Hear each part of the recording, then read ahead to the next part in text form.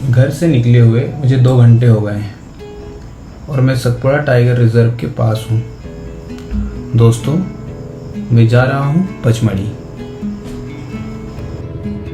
पचमढ़ी मध्य भारत का एक खूबसूरत पर्यटक स्थल है। यहाँ का प्राकृतिक वातावरण और सुंदरता लोगों को अपनी ओर आकर्षित करता है। इसीलिए इसे सतपुड़ा पर्वत श्रेणी की रानी भी कहते हैं।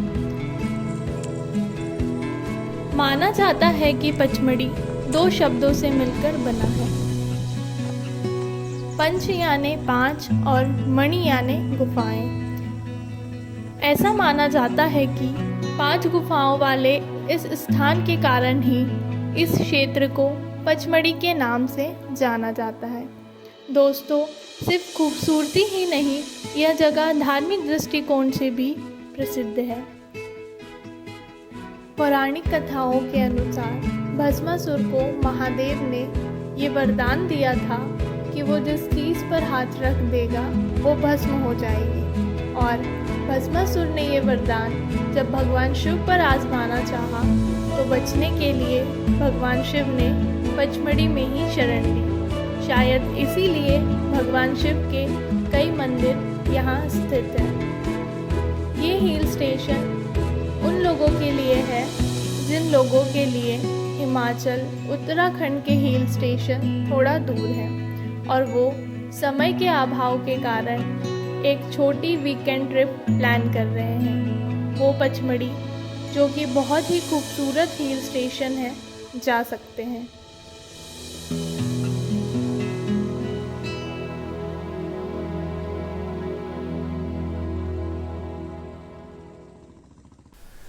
सो गाइस, 3 घंटे का सफ़र तय करने के बाद फाइनली मैं पचमढ़ी पहुंच गया हूं। यहाँ मेरे पुराने खास मित्र अंकुर जी से मुलाकात हुई और उन्होंने मेरे लिए पहले से होटल बुक कर रखा था। तो ये है मेरा होटल साकेत। यहाँ पर मैं रुकने वाला हूँ और अब थोड़ा रेस्ट करने के बाद आसपास के मार्केट में घूमने के लिए निकलूंगा। कल शाम राधा की रसोई रेस्टोरेंट में डिनर करके मैं रात को ज़्यादा थकान के कारण जल्दी सो गया था।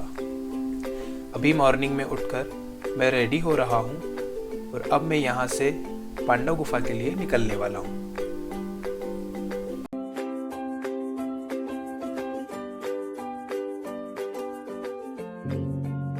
वैसे तो ऐतिहासिक रूप से पचमढ़ी का इतिहास कुछ ज़्यादा पुराना नहीं है।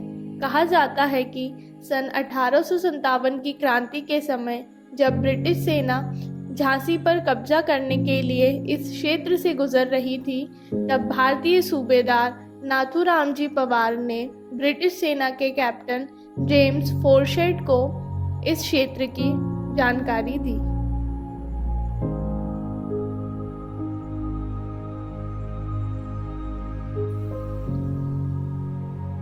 होटल से 2.5 किलोमीटर ड्राइव करने के बाद मैं आ गया हूँ पांडव गुफा।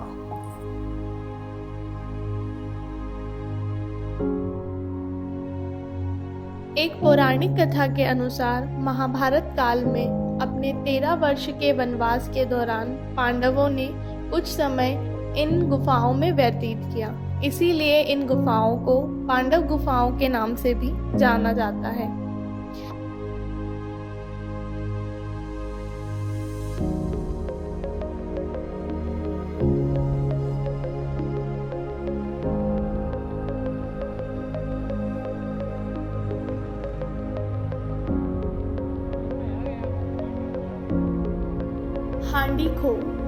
हांडी खो पचमढ़ी वन क्षेत्र के अंदर एक घाटी या दर्रा है।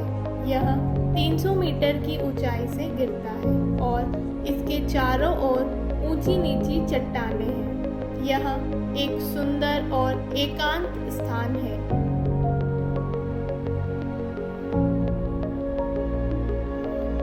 यहाँ आप केवल मधुमक्खियों का शोर और पानी के प्रवाह की आवाज़ सुन सकते हैं। स्थानीय कहावत के अनुसार पहले हांडी कुओं के स्थान पर एक झील थी, परंतु एक जहरीला दुष्ट सांप, जो वास्तव में एक राक्षस था, इसकी रखवाली करता था। एक बार भगवान शिव और दुष्ट सांप के बीच युद्ध हुआ। उन दोनों के बीच युद्ध के क्रोध के कारण झील सूख गई और घाटी बन गई। इसका आकार बर्तन के समान होने के कारण इसका नाम हांडी पड़ा।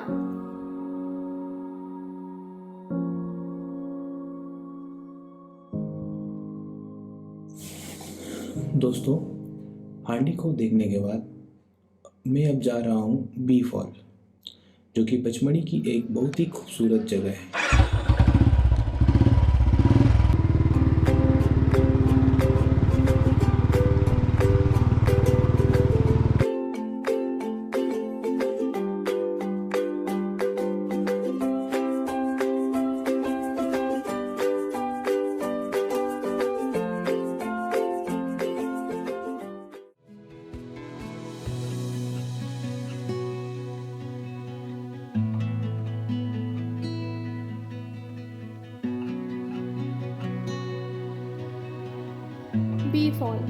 बी फॉल पचमढ़ी का एक सुंदर जलप्रपात है।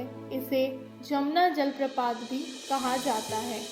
यह पचमढ़ी घाटी के लिए पीने के पानी की आपूर्ति करता है। बी फॉल एक अद्भुत झरना है जो कल कल की ध्वनि के साथ बहता है। यहाँ जलप्रपात के ऊपर और नीचे कुंड है।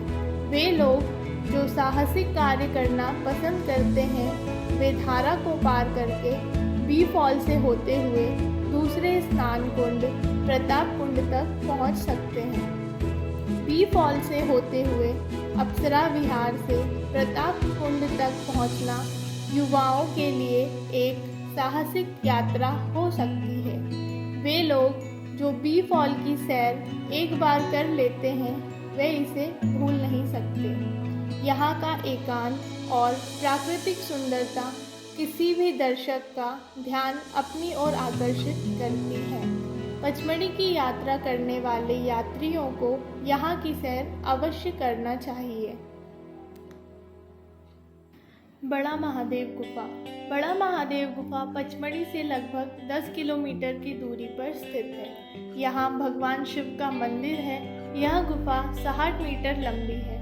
इन गुफाओं में भगवान ब्रह्मा, विष्णु और गणेश के मंदिर हैं। स्थानीय विश्वास के अनुसार बड़ा महादेव गुफा वह स्थान है जहां भगवान विष्णु ने मोहिनी नाम की अप्सरा का रूप लेकर भस्मासुर राक्षस का वध किया था। इस गुफा में लगातार पानी टपकता रहता है और कुंड में एकत्रित होता रहता है। ऐसा माना जाता है कि इस कुंड में स्नान करने से सारी बाधाएं दूर हो जाती हैं। यह स्थान पूजा करने और प्रकृति की खोज करने के लिए सुंदर स्थान है। ये रास्ता है चौरागढ़ जाने का और मैं आज नहीं जा रहा हूँ क्योंकि समय का थोड़ा सा अभाव है। नेक्स्ट टाइम कभी जाना होगा तो मैं ज़रूर जाऊँगा। तो दोस्तों, मेरा सफ़र अब यहीं पर समाप्त होता है। अब मैं आपको जानकारी के लिए बता देता हूं कि अगर आप पचमढ़ी का प्लान कर रहे हैं तो आप 2 या 3 दिन का प्लान कर सकते हैं। और रही बात मौसम की, तो दोस्तों वैसे तो पचमढ़ी की सबसे खास बात यह है कि साल भर ही यहाँ का मौसम काफ़ी खूबसूरत होता है। फिर भी आप अक्टूबर से जून के बीच में यहाँ पर विज़िट करने आ सकते हैं। और रही बात दोस्तों बजट की, तो आप अगर स्कूटी या फिर बाइक से घूम रहे हैं तो आपका बजट 3500 रुपये पर पर्सन अप्रॉक्सीमेटली आने वाला है।